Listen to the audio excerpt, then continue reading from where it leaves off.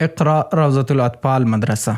اقرا روضة الاطفال مدرسه او لیسه چې د مدرسې دارالحفاظ او لیسې په برخو کې فعالیت کړي څه کم 1400 زده کوونکو ته د زده کړې خدمتونه وړاندې کوي. د یادې مدرسې او لیسې مسؤلین وایي هڅه کړې خپل زده کوونکو ته لا ډېرې اسانتیاوې برابرې کړي. دا لیسه خو د اقرا روضة الاطفال لیسه مدرسه او دارالحفاظ ده، 3 بخشه لري. نو دا د تاسیس کال 1491 کال کې دا تاسیس شوې ده او دا 3 بخشه لري، مدرسه، لیسه او دارالحفاظ.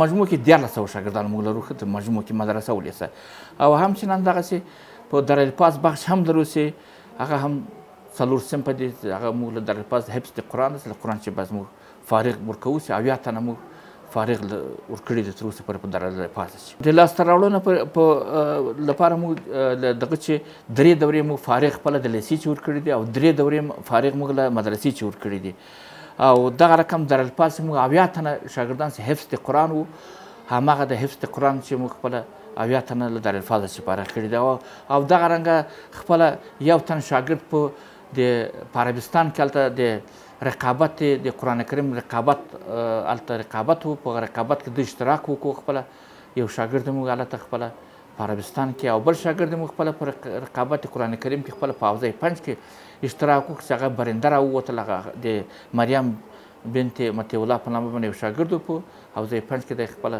رقابت کې د برنده راووت په قرآن کریم دغه و. بل موږ خپله په لیسه کې یو مجهز دغه لرو، لابراتوار لرو، مجهز دغه کانتین لرو او دا رقم مجهز اتاقونه لرو. اتاقونه تاسو خپلو سترګو ولید، هر اتاق ډېر پاک و پاکیزه ده او په وسایلو باندې مجهز ده او استادان ډېر مجهز لرو. ټول استادان د موږ لیسانس او ماستري دي او د نسوان بخش ته نسوان استادان دي، د ذکورو بخش ته ذکور استادان دي.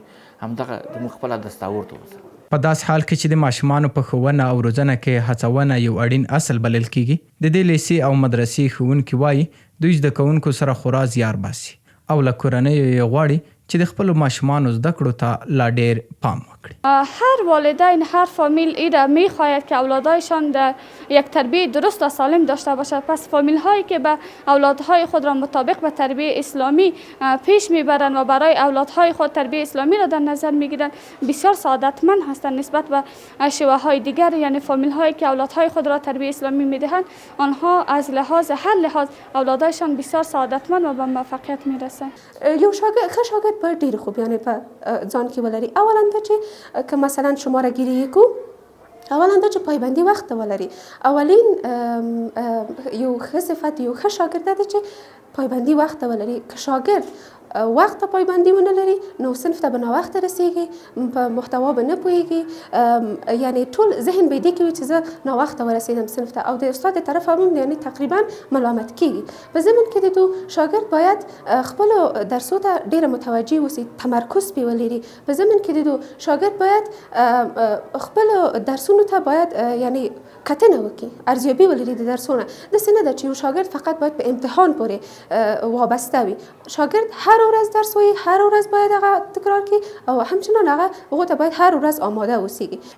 ما هر درسی که تدریس میکنیم اول تئوریشو تدریس میکنیم، بعد تئوری تمام شد میایم لابراتوار.